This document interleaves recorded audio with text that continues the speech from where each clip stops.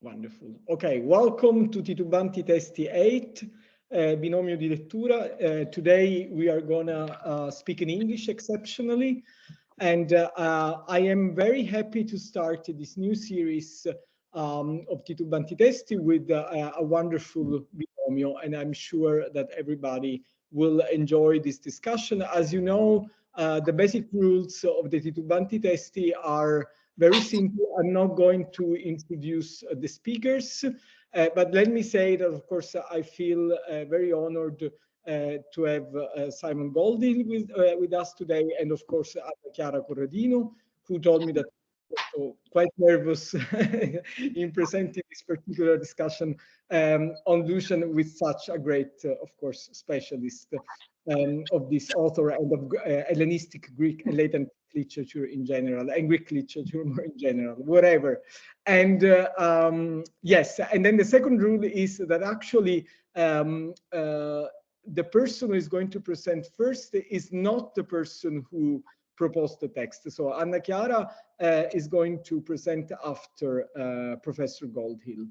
Now, Simon, if I don't see you, but I guess you can see me and hear me, so you are invited to, yeah, perfect. Thank you. Happy to go ahead. We have no idea what the dialogues of the gods are for. Lucian famously declares that he reinvented dialogue by mixing it with comedy, and this gives us some sense of their generic self-awareness. We can only assume that they're for reading and for entertainment. I think we'll probably see that they're best understood as being written for what we'd later call private reading, at least within a bourgeois cultural economy. That is, they're designedly funny and sexy enough for 6 of the dialogues not to have been translated by Fowler, whose sense of humor didn't stretch to eroticism. That might make the dialogues actually sympathetic in a Greek context, read together. I mean, as with Xenophon's Memorabilia, we should remember that calling something a dialogue doesn't actually describe its generic or performative context or its ideological affordance. Now, when you look at this short dialogue, you might be tempted to say, as I was when I first looked at it, this is pretty simple, even as a joke, if jokes are ever really simple, as Freud constantly tells us. That is, it dramatizes a snatch of conversation between 2 goddesses, in which Aphrodite asks Selene about her affair with Endymion, and Selene describes her lover and her feelings in response. And to get Selene to spill the beans, Aphrodite offers her own experiences at the hands of Eros, her son. As Barthes would say, to narrate is to exchange, or as we could put it, gossip is made up of the reciprocal offer and acceptance of personal narrative. The goddesses talk as if fulfilling the stereotypes of female chat rather than any Homeric grandeur, and therein lies one strand of the humor. What happens when you anthropomorphize the gods is a root both of the humor and the situatedness of this dialogue.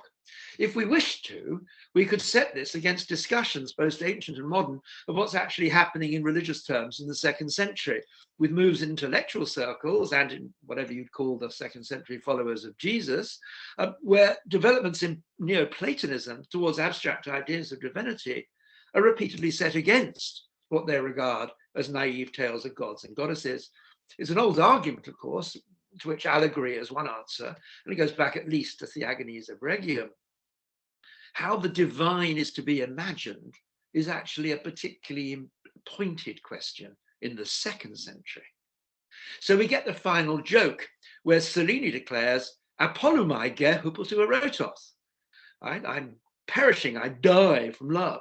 But the ge isn't just an emphasis of emotion, but also an emphasis of the joke. How can a goddess die, even and if only from love? You can see why Christians really don't like Lucian. How human a god is and how a god might die is simply not a joking matter for a Christian. Now, the second and rather obvious strand of humor is the sexual. The recognition of desire and the desire of female goddesses is part of the smutty fun. Clement of Alexandria, to stay in the 2nd century, knew this well enough. He quoted Homer's description of the lay of Aphrodite from the Odyssey, where you'll remember each goddess stayed in her own home out of shame, rather than watch Aphrodite caught in Hephaestus's webs with Ares. But this doesn't mean it's only the Greek gods, the males, who are sex mad, says Clement. The goddesses are equally licentious, all being bound like Aphrodite to adultery. And his second example is Selene and Endymion. So here Lucian, no doubt to the annoyance of Clement and the other Severiores, revels in the goddesses talking smut together. And this leads to the climactic joke. Now, if you read through all the passages in antiquity where Selene and Endymion are mentioned, the story is almost inevitably used as an example and told in the very briefest of forms, as in Clement, like Selene and Endymion. That's what we're usually told. It's a topos of a woman in love, but it's usually no more than that.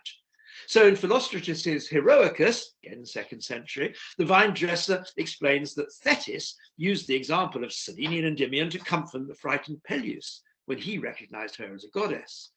And that's nicely reversed in Apollonius of Rhodes, where Medea, driven crazy with love, rushes off to elope with Jason, and the moon, Selene, observes her and uses herself as an exemplar.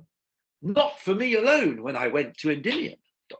Now Medea, who has often drawn the moon down, is hoisted on the petard of her lust. Well, Lucian, I think, is the only ancient Greek author we have to try and actually tell the story. Well, what did the moon actually do? Well, Lucian leads you right up to the moment, and then, like Ovid, shuts the curtain. Oyster, he says, well, you know, you can imagine. That is, he gives you license precisely what a woman does when faced by a naked, beautiful man she fancies like mad. Why should I tell you, he says, she asks, toying with your erotic fantasy. But this leads to a major point. This little dialogue may at first look pretty simple. I've already started a process which I will continue of showing you how much more is going on, how much more sophisticated it is. But, and this is crucial, this analysis of sophistication is not so that I can do the usual critical business of flashily demonstrating the depth of my critical perspectiveness or my scholarly awareness. Rather, what's at stake here is precisely indicated by that aposiopesis at its close. It's the tension between the pretty simple jokes and the pretty complex literary texture that drives what's happening here. Or to put it simply, when you're in love or in lust, how complicated a story do you need to tell? Or to put it in literary terms, when you're in literary love, how much literature do you need? Or theologically speaking, when you're a god, how human are you? Or when you're a human banging on about how divine your love is, what the fuck are you talking about?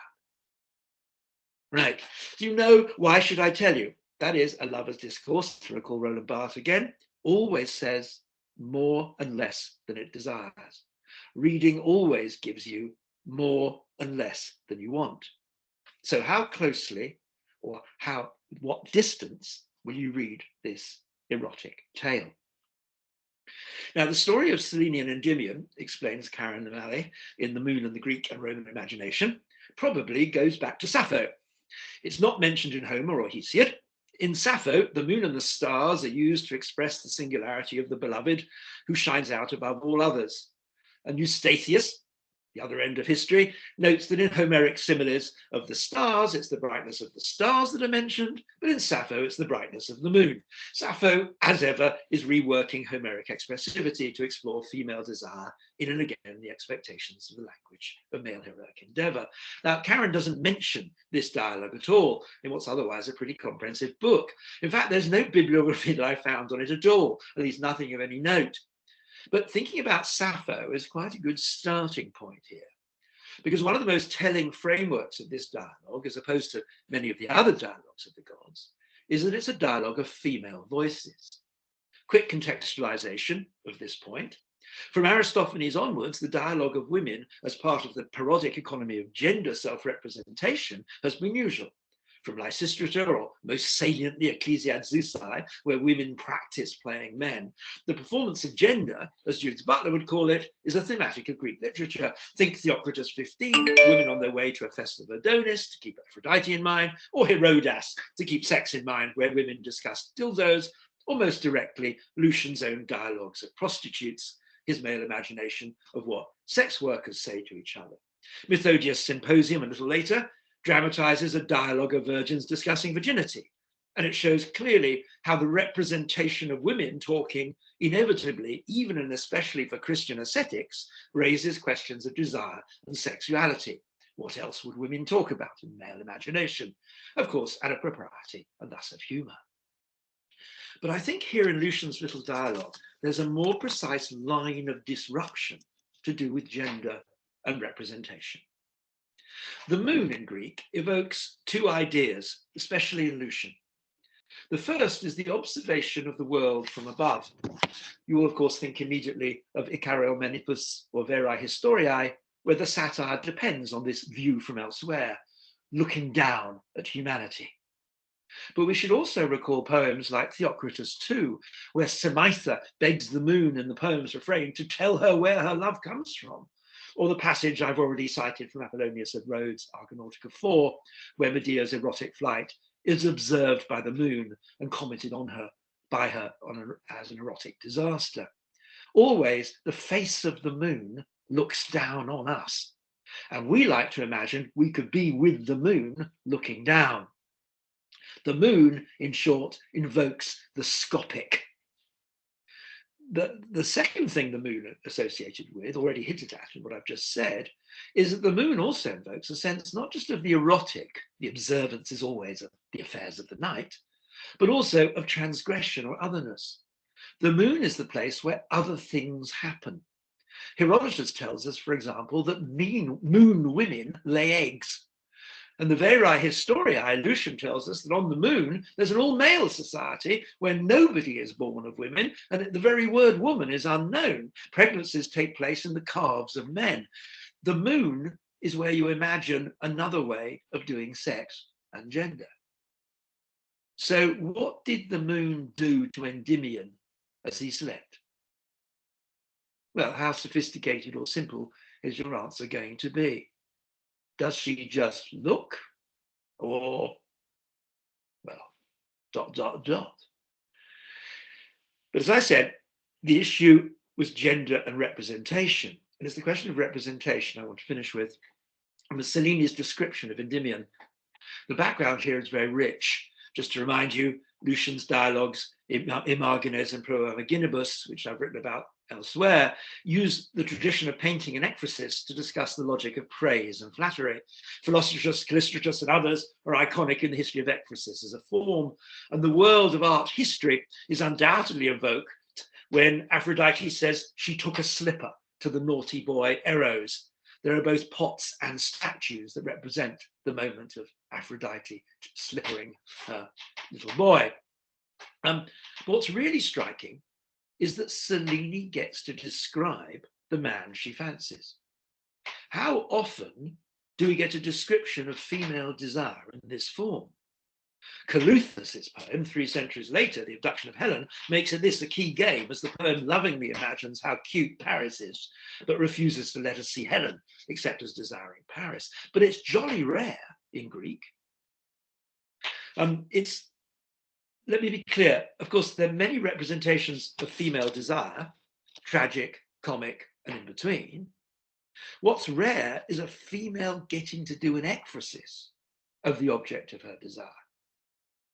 Outside of Sappho, perhaps, although even in Sappho, as what we have of Sappho, there's nothing like this. Normally, there are really different restrictions on how a woman can speak, how she can speak out. But here, she says, I'll tell you how kalos he is. And she does, with a ravishing picture of the hunter, lying with his cloak revealing his presumably naked body, and, eat your heart out, Freud, his javelins slipping from his hand. The word is huporeonta, gently flowing. I don't know how a spear gently flows. You'll just have to imagine that. The moon speaks female desire, through the genre of ekphrasis. The archetypal observer takes the genre of observation for herself. Two final small points, which will allow me both to reiterate that this piece, I think, leaves the reader awkwardly poised between knowing and not knowing, sophistication and simplicity, being critical or just laughing. The phrase, first is the phrase ambrosion asthma at the end there. Endymion has ambrosial breath. Well, how self-conscious is that adjective? And whose self-consciousness is it? The human breath that reminds the goddess of a divine drink. Is this a joke between goddesses? Or is it Lucian playing with the boundary between the human and the divine? Or mocking the human language of love, which always makes itself divine? A question. Finally, my second detail, which was the bit I enjoyed most in the whole of this work, and it's a textual crux.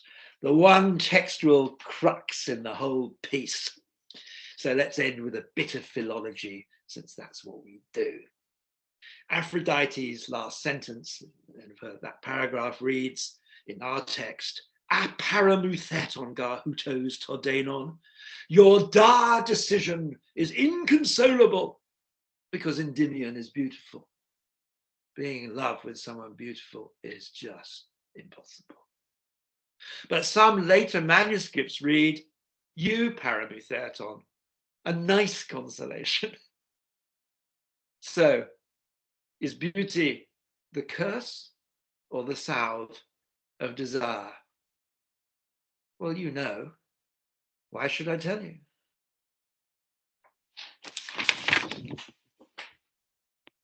That's it. Thank you so much, Simon.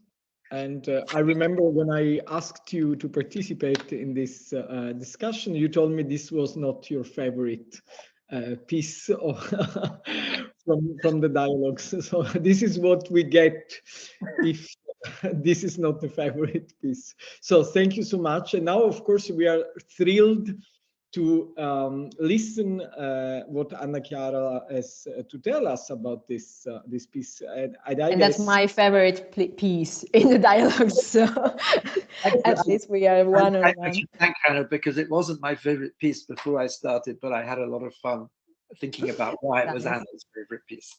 I really hope I didn't have made a faux pas in choosing this text, but so I will share my screen if you don't mind.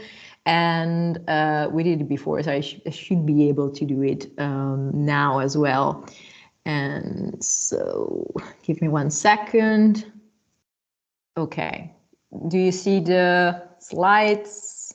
Perfect. The first one. Okay. I'm gonna start. I'm gonna put a timer on, since I'm very bad at timings and I know that you are pretty strict.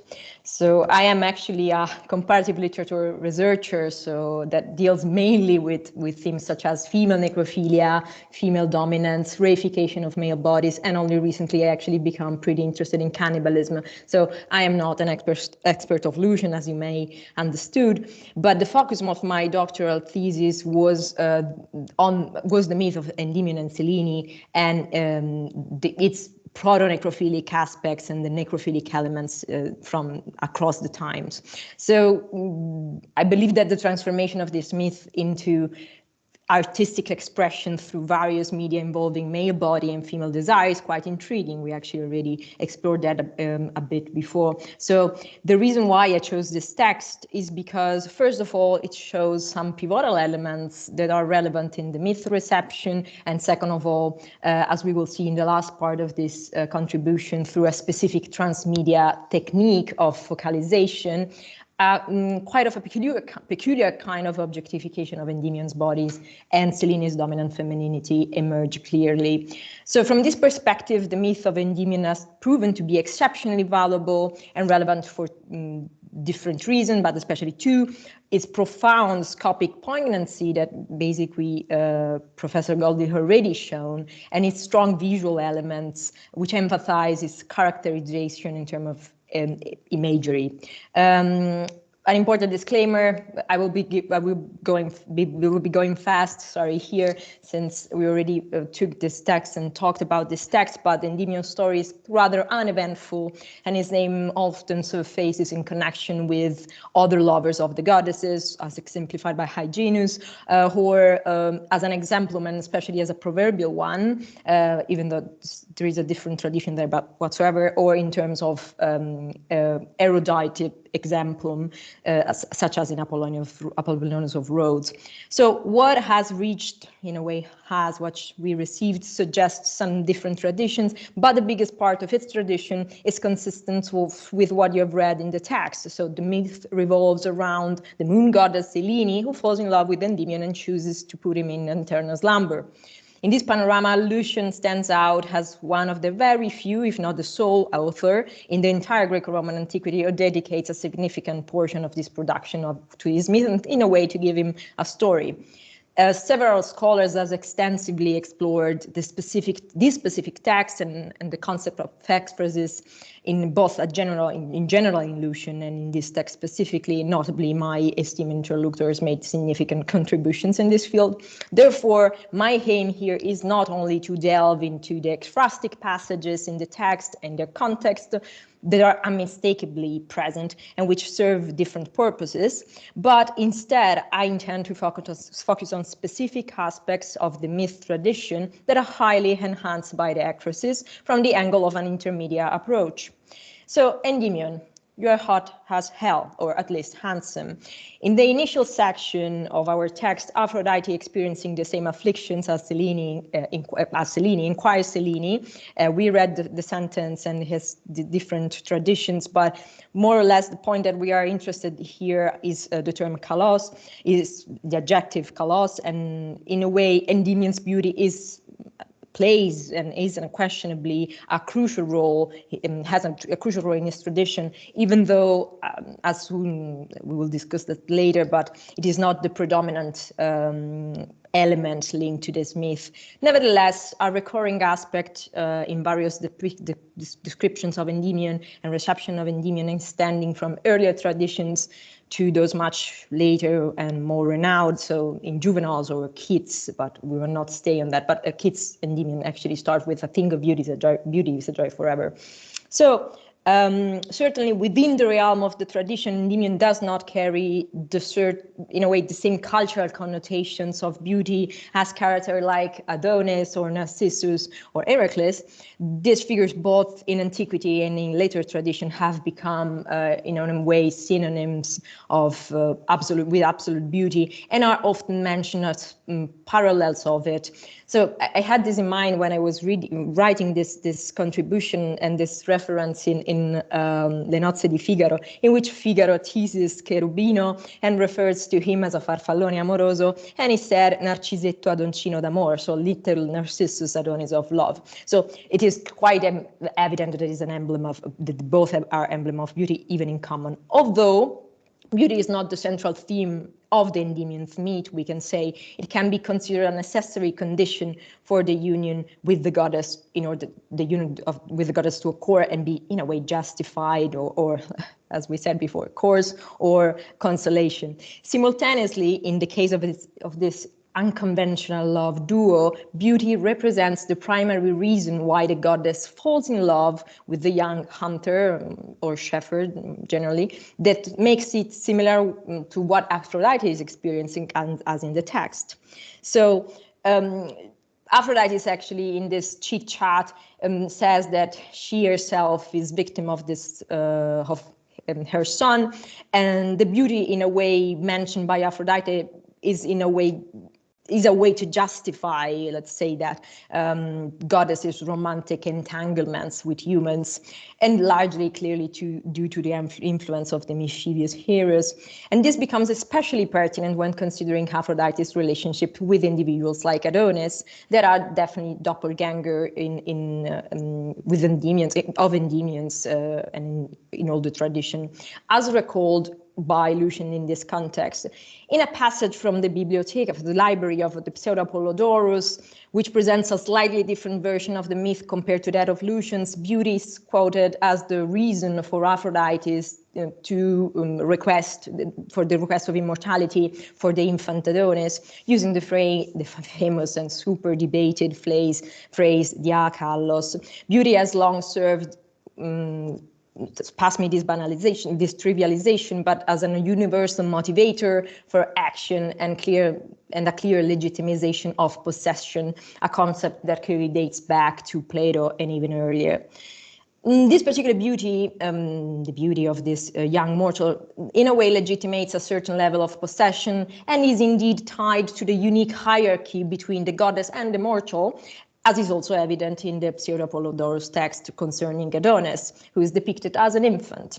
David Constant's notable work on beauty delves into this idea within various Greco-Latin literary texts and distinguishes between the adjective kalos, denoting ideal beauty, and the noun kallos, referring to erotic beauty.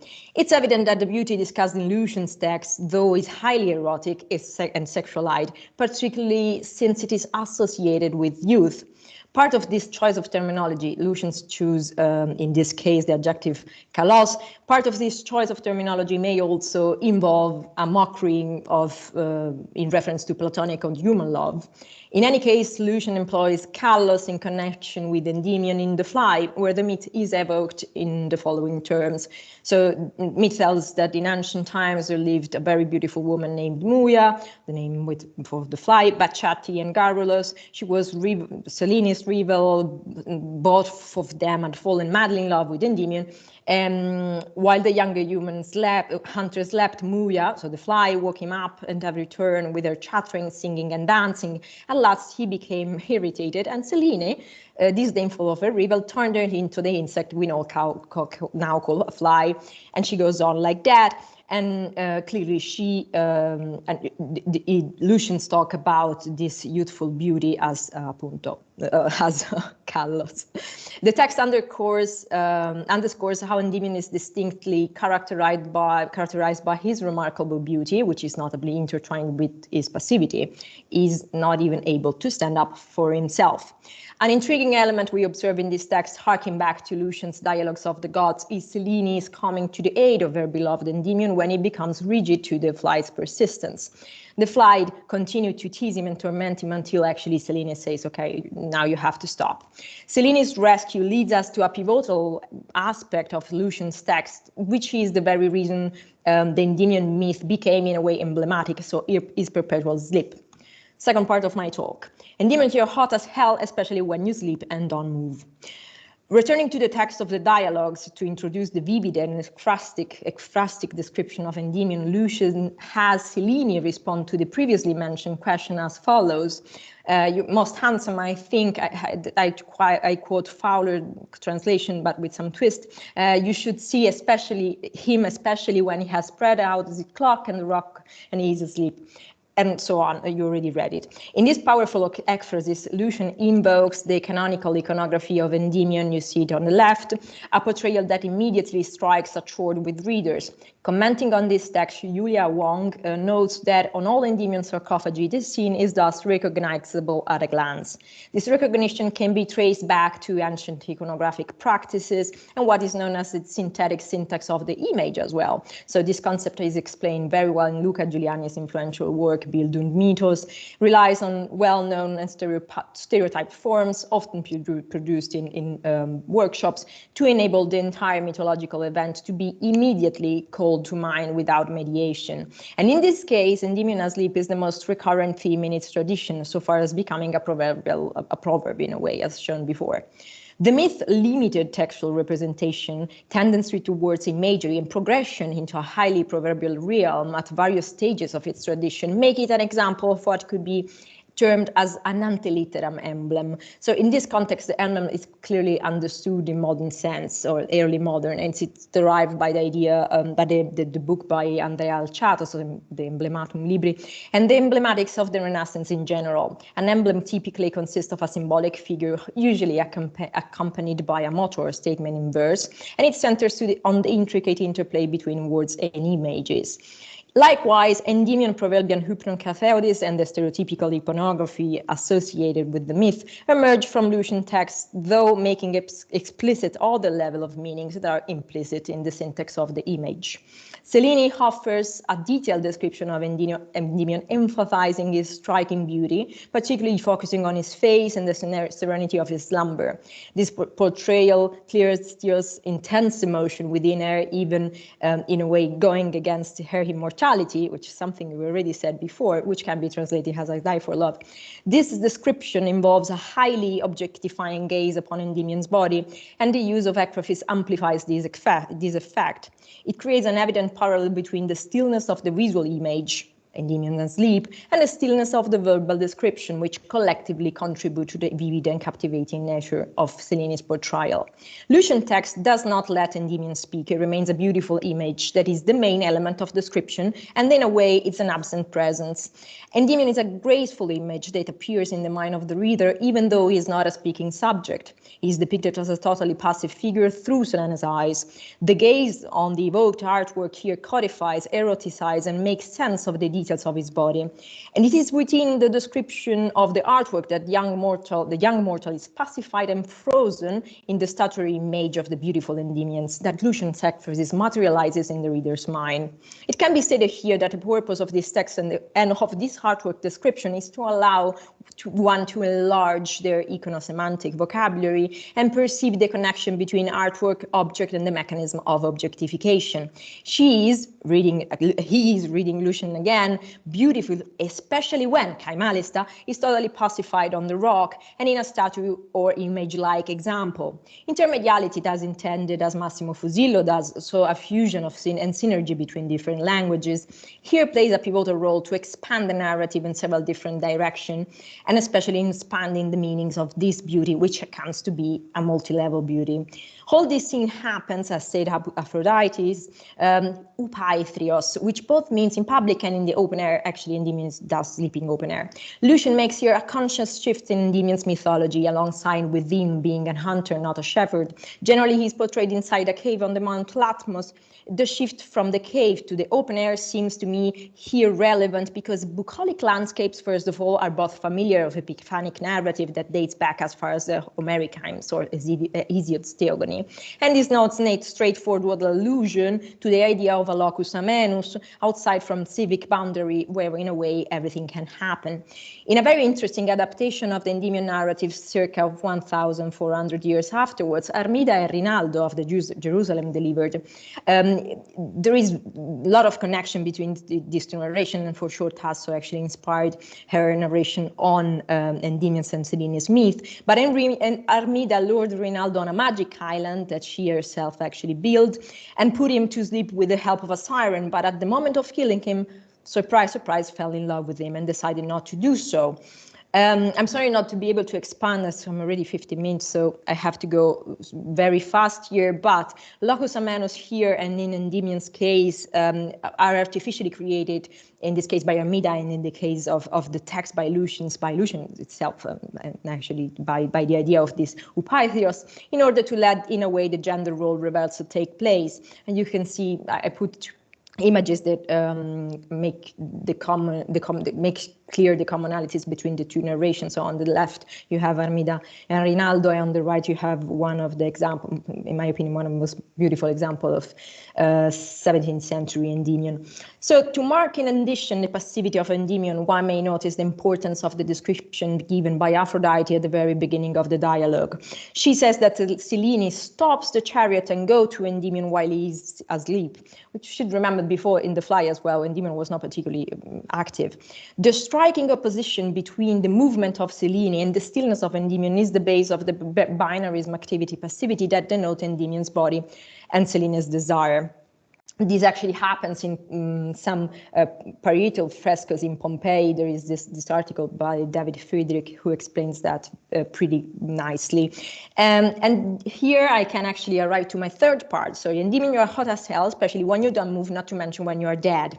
In this final section, I will introduce the concept of focalization that most of you may be familiar with. An important consideration, though, regarding focalization and Lucian's text can be here made. We are not only dealing with an ekphrastic description of a work of art, but also with a complex artistic play that involves multiple levels of narrative and mental imagery.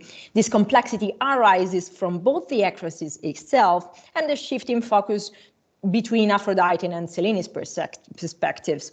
When I refer to focalization, sorry, I will be technical here, but I'm alluding to the concept of focalization as a transmedia category, which draws from cognitive narratology as elaborated first by Mieke Bal and afterwards by Manfred Jan. And this encompasses the reinterpretations of Genet's theory, Genet's theory that extend the concept of, by extending the concept of focalization to media other than purely textual narrative. Jan decides to concentrate this critical analysis on the visual perceptive aspect and proposes a 4-type scale of focalization inspired by Ryan's concept of storyline windows, imaginary screens produced by an imaginary camera. The quality of this scale comes from the homogeneity of the types positioned in a morphological progression and not in binary opposition. The scale is visualized in a diagram in which focus 1 indicates the point of view of the focalizer, the eidetic center, and focus 2 the object of focalization. This type of focalization seems, as stated by Massimo Fusillo, to be particularly adept at depicting the complexity of the cinematic representation of subjectivity. These dialogues share with cinematic representations different levels of conceptualization, and especially that which in cinema is called ocularization, and which can be considered the direction of gaze given a specific point of view of camera along with its timing. So 3 shots of an object gives you the idea of a clear point of view. It's very common in Hitchcock. The ekphrasis of Endymion and Selene consist of 2 distinct mental images that intersect from 2 different points of view. Lucian elegantly constructs this by expanding upon the images and shifting the focalizer. The first image is introduced in the opening paragraph, where Aphrodite relays a story suggesting that Selene seizes this route to visit Endymion. Aphrodite's detailed description, initiated with the phrase "they say," enables the creation of a mental image that essentially focuses on Selene and brings to mind the first part of Selene and Endymion pair. Here, the focalizer is an external, they say, and the focus is Selene. This makes visible the actual first part of our complete ekphrasis. In her response, Selene directs the focus solely on the figure of Endymion. The gaze is inwardly oriented, with Selene serving as the focalizer and the object of focus being Endymion. As a result, our gaze is placed within Selene's perspective, and consequently, it is directed toward Endymion's body. This body is heavily marked by the association between sleep and death, both textually and iconographically outside of this text. But a significant discussion that can be extended from this specific scene relates to the broader interpretation of certain funerary images associated with Epiphany.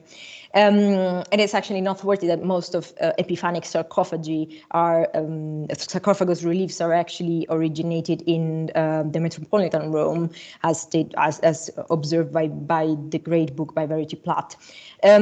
One aspect that I haven't mentioned yet regarding the Endymion Smith tradition is that what is often portrayed as a beautiful love story actually carries an ambiguous undertone.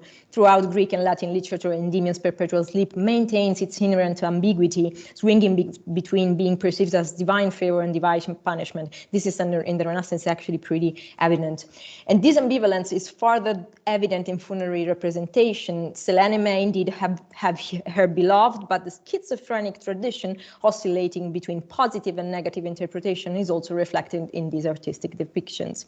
In this regard, and I finish, Lucian's choice of perspective in his description provide valuable insights into a potential shift in the interpretation of meanings behind Selene's gaze upon Endymion's body. This notion, while seemingly apparent, is not limited to the scene itself, which is evidently explicitly eroticized, but also encompasses Selene's connection with Endymion's body and the perspective of the reader in relation to the scene. seen as typically depicted on sarcophagi. The representation of Endymion lifeless body in Roman sarcophagi, while visually striking, conceals significant peril associated with Endymion's potential awakening. His transformation into a static and lifeless figure, Selene's gaze, and more broadly the epiphany of female deities in dreams carry always ominous foreboding, as stated by Artemidoros. The stillness and immobility of Endymion, while aesthetically impactful, also reflect the potential danger lurking in his eternal slumber. Therefore, the expressive of Selene and Endymion, particularly through Selene's perspective, affords an extended exploration of the potential impact of Selene's gaze on Endymion's erotic and seemingly frozen body. I thank you for your attention and go out of the... Thank you so much, Anna, for this fantastic tour de force with all these very interesting and inspiring comments about this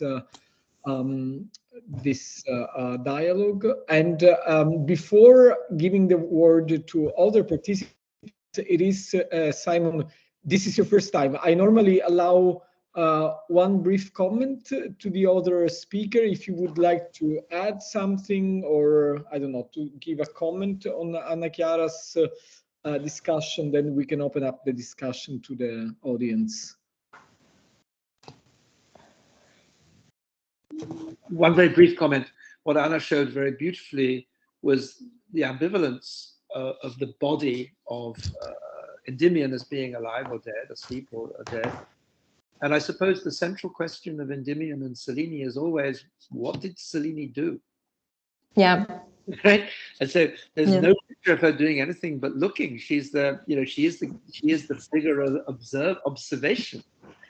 So she observes, and there's wonderful. I mean, Girodet is another great picture of the Endymion, where again you get the light just coming on his body. So we all have to join with the moon and looking.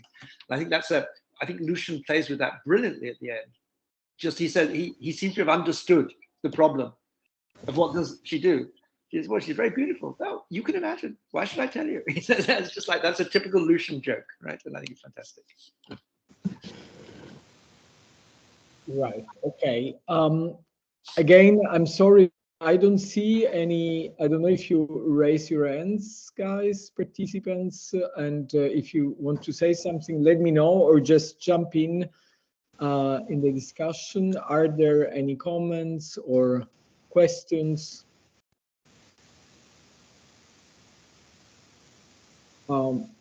I can say something from, I mean, it is really a coincidence. I'm starting reading. Yeah, I see Craig and Lorenzo. Okay, I just wanted to say something, and then maybe we... The fact that I'm reading those days, I'm getting interested in superficial readings. There is this kind of discussion about reading superficially, and I thought that this approach to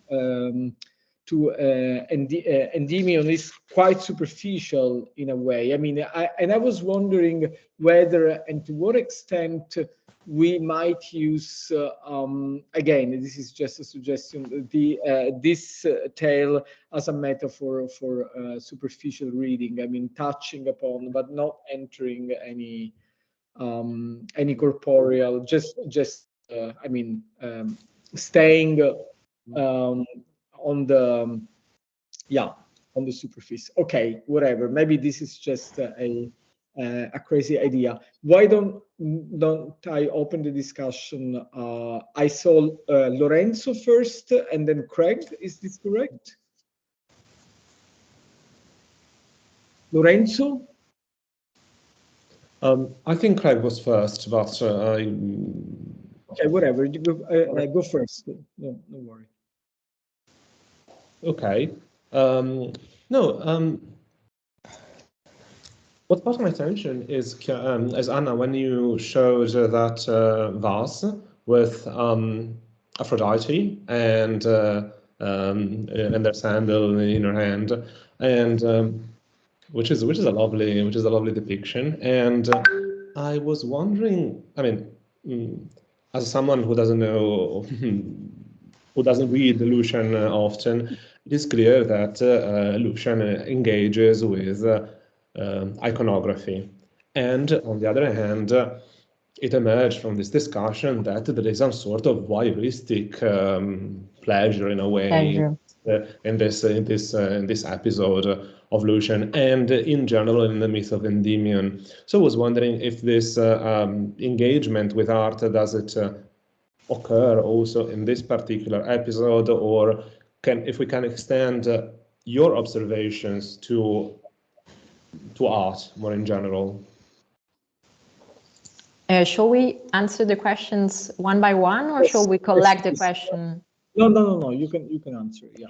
Okay. Thank you, Lorenzo. So yes, absolutely. This voyeuristic pleasure is kind of a fil rouge that, in a way, was from the very beginning of my studies on Endymion's myth, and in this Lucian text particularly evident. And I mean, I think Professor Goldhill knows much more than me on that. But in Lucian, it's pretty common that the ekphrases are used in different contexts, and for sure, the voyeuristic pleasure is also a mechanism, a rhetoric mechanism, not only something that is focused or only ornamental, but has a lot of different aspects that can be studied. And for sure, the engagement with art and Lucian is a very big topic of scholarly research. So I really hope I've, in a way, answered your question. I agree.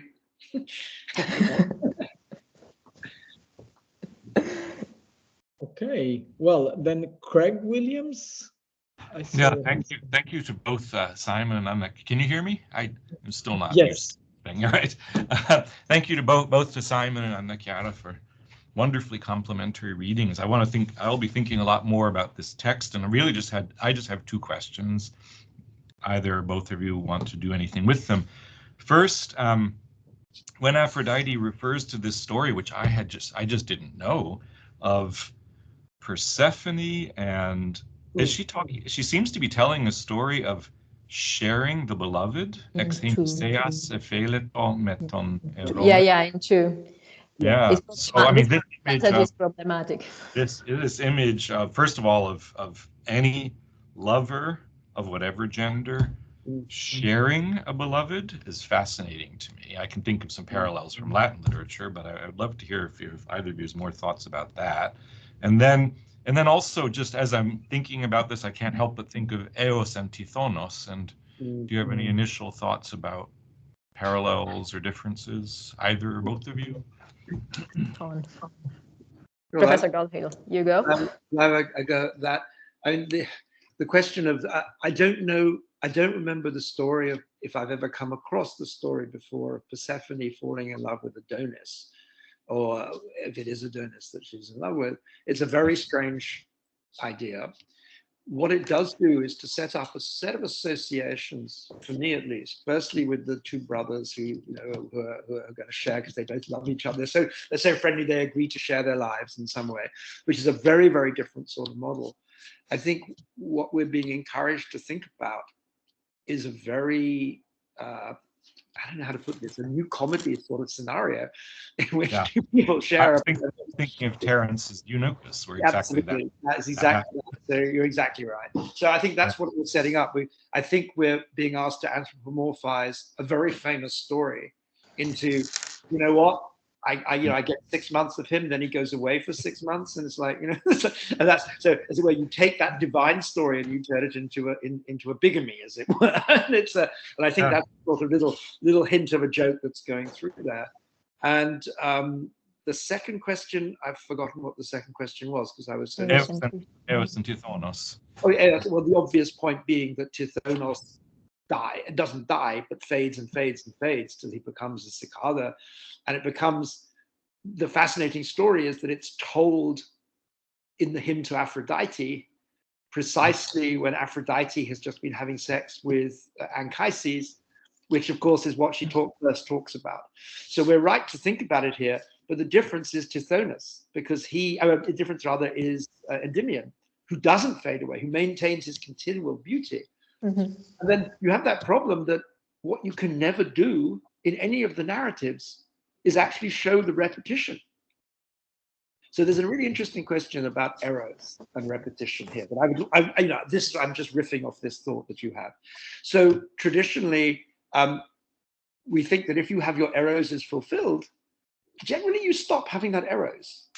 The idea of repetition and desire is a very modern idea. I'm thinking of Andy Warhol and his pictures of repetition, all the rest. We believe that desire is about repetition and doing the same thing again and again and again. You want to be married to the same person forever, as it were.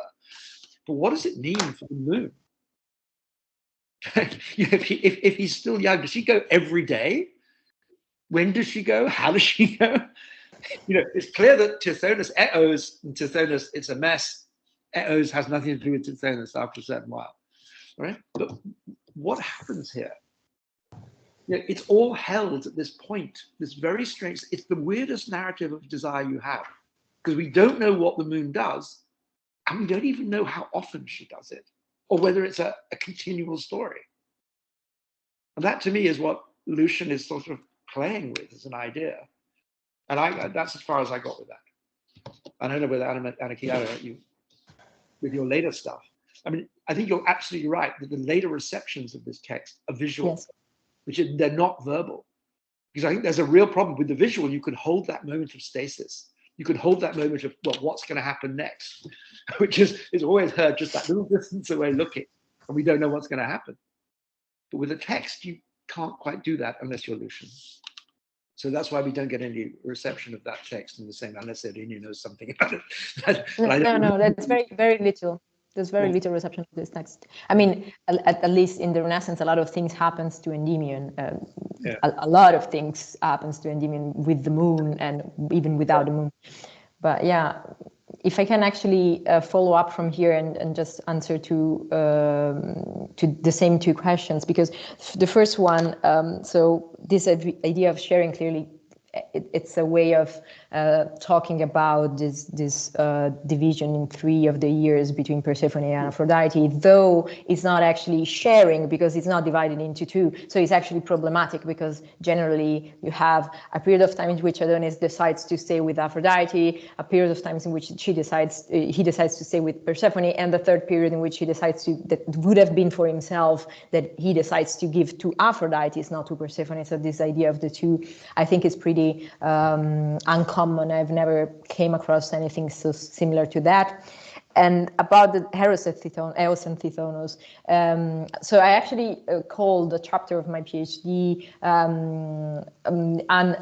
Unfulfilled Loves, because of the goddesses, because there is this problem of, in a way, odd immortalities from the goddesses. The goddesses cannot actually, on many levels, make their beloved immortals. From Calypso, Calypso says to Hermes, why can't we goddesses can always not have a mortal lover? And then it goes from there. And actually that part of the Odyssey starts with Eos and Tithonus, with the stories of Eos and Tithonus. And this is clearly something that happens all the time, because even though, for sure, Tithonus cannot have a proper love with Eos, neither can Endymion. Like Endymion, he's basically not able to wake up again. He will always be a beautiful body there and basically frozen in this image. So even Selene, when Professor Goldhill say what happens next, the problem is that, yes, what happens next? So how can these 2 lovers can have their erotic pleasures together? And this in a way goes back to Tithonus, because Tithonus at a certain point cannot be able to make love with Eos, for sure. And then in some version it actually became pure voice, so basically just disappear. And then I feel that the problem here is that all these Endymion's doppelgangers, in a way, are all the elements that they have in common is that they cannot actually gain the immortality that, I don't know, Ganymede can have, or other different beloved by male lovers. So I think there is a question of gender here. So I don't know if, in a way, I followed up in making sense of what I said. Okay. Any other remark or observation? Maybe also, I mean, you are both of you insisted about love. Of course, I see love as an interaction, and this is not an interaction at all. So I was thinking like the implication, of course, in the way Lucian ludically talks about this interference between gods and mortals, actually is not an interaction. He's very passive. It's just his body is interesting to her, and there is no, in this tale, and there is no like no interaction at all. I mean, it's like just from, and that implies so on a deeper level that I mean, if there is any, and I'm not really sure, or I don't think so, that there is a religious, vaguely religious discussion beyond this. As I mean, that was the starting point of Simon telling us that, of course, Christians hated Lucian because of that, or couldn't appreciate him. Well, there is also this implication that actually this word, this divine world, doesn't really touch. I mean, it's not. Who knows if Endymion is knows what is happening with him, right, during his sleep. Well, the first question is precisely, you know, Lucian tells you, well, I mean, the first question is what is going on. It says, what are you doing? What do you do? Right. And so that's exactly what we asked. That's exactly what he says. What do you do? And the question is, well, we don't know what she does. So you say there's no action represented, but we're encouraged to think about what the action might be. And that's that. So it's actually poised between no action and action. So she says, meta tauta. After this, after I stand there, well, you know what I do. You know, yeah. We don't. So, actually, I'm just noticing it. It opens with Aphrodite saying, "What is it? What is this that they say you're doing?" So it's they say you're doing, yeah. So it's another level of movement, right? From if you wanted an Alexandrian footnote, there's it is. Yeah.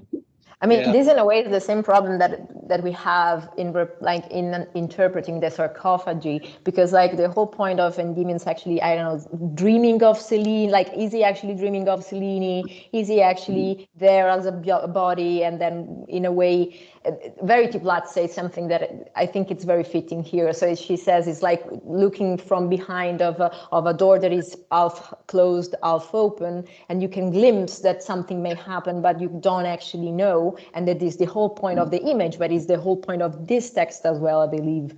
So yes, interaction is the key point, but also it leaves this open, especially because it makes sense to leave it open. I don't know. Yeah.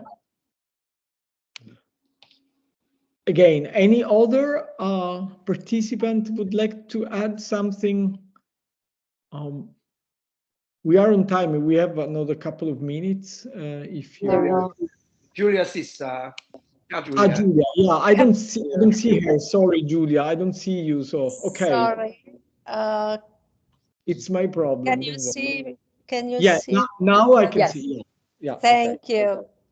Well, I would like to thank you all, Anna Chiara and Simon, and those who have commented already. I cannot resist because, you know, any somehow enrichment of the history of the female erotic gaze is welcome.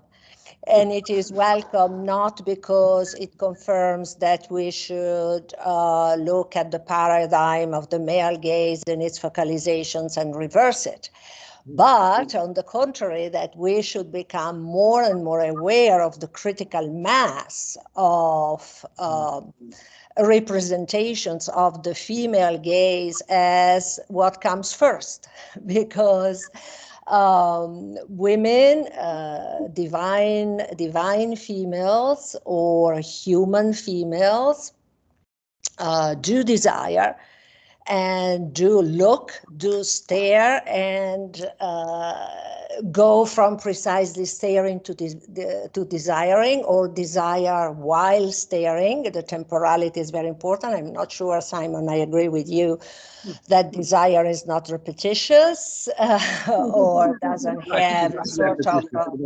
intentionality of durations and durability of insistence and persistence, but this would be a different conversation. But anyway, it seems to me that the more we do to bring to the fore this kind of scenes of text, and we have Longus, of course, Daphnis, and Chloe and Chloe's questioning what the beauty of Daphnis might be. We have the novels in general. We have Apollonius Rhodius with Medea's Gaze, and going back, we have tragedy, and we have love poetry, and we have the Odyssey, because after all, Calypso and Penelope are really the models, the paradigms of looking at a beautiful, attractive male body, a body that has been enhanced precisely aesthetically by Athena, of all people, divine people, precisely in order to make it beautiful. So anything that contributes to deliver us from the commonplace of the male gaze as paradigmatic is super welcome. So thank you both. Thank you. I agree entirely. I mean, I studied female necrophilia, so I am actually I play with female gaze for the last 4 years of my life. And this is why I'm thanking you very, very sincerely. And let me finish with just one footnote here. I would say we really do not need Laura Mulvey. I don't know why. She is one of the most, this terrible short piece on Hitchcock is one of the most quoted pieces of so-called scholarship in the last 20 years, and it's totally useless. And its impact is really pernicious. So anything that opens our eyes, especially the female eyes, on the female gaze is really wonderful. So thank you. Okay, great. On this note, thank you, Julia, for this fantastic conclusion, wrapping up. And yeah, we now really have to leave. And thank you again, both of you. Clara for having proposed this text, and Simon for having very generously taken time for to discuss this. And I'll see you in a month, actually the 27th of the 27th of October, sorry, not in a month. We have the next the next Titubante Testo. Okay, thank you. Thank you, Marco. And in different places. Bye. Bye. Bye. Thank you. Bye.